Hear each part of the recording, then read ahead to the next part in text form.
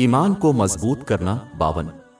میرے پاس ایک خیال تھا جسے میں شیئر کرنا چاہتا تھا۔ وقت کے ساتھ مسلمانوں کی تعداد میں اضافہ ہونے کے باوجود ظاہر ہے کہ مسلمانوں کی طاقت میں کمی آئی ہے۔ ہر مسلمان اپنے عقیدے کی مضبوطی سے قطع نظر قرآن پاک کی صداقت پر یقین رکھتا ہے، کیونکہ اس سے ان کا ایمان ختم ہو جائے گا۔ درج ذیل آیت میں اللہ تعالیٰ نے برتری اور کامیابی حاصل کرنے کی کنجی بتائی ہے، جس سے دنیا بھر کے مسلمان اس کمزوری اور غم کو دور کر دیں گے۔ باب 3 علی عمران آیت 139۔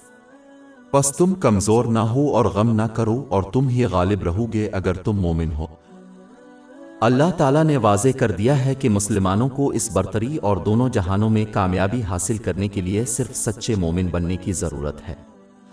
حقیقی عقیدہ میں اللہ تعالیٰ کے احکامات کو بجا لانا، اس کی ممانتوں سے اجتناب اور تقدیر کا مقابلہ نبی کریم صلی اللہ علیہ وسلم کی روایات کے مطابق سب سے کرنا ہے۔ اس میں اللہ تعالیٰ اور لوگوں کے لیے فرائض شامل ہیں، جیسے کہ دوسروں کے لیے وہی محبت کرنا جو اپنے لیے پسند کرتا ہے، جس کی نصیحت جامع ترمذی نمبر 2515 میں موجود حدیث میں آئی ہے۔ تعلیمات اس رویہ کے ذریعے صحابہ کرام رضی اللہ عنہم کو کامیابی اور برتری حاصل ہوئی، اور اگر مسلمان اسے حاصل کرنا چاہتے ہیں تو انہیں اس راست پر واپس آنا چاہیے۔ جیسا کہ مسلمان قرآن پاک پر یقین رکھتے ہیں، انہیں اس سادہ سی تعلیم کو سمجھنا چاہیے اور اس پر عمل کرنا چاہیے۔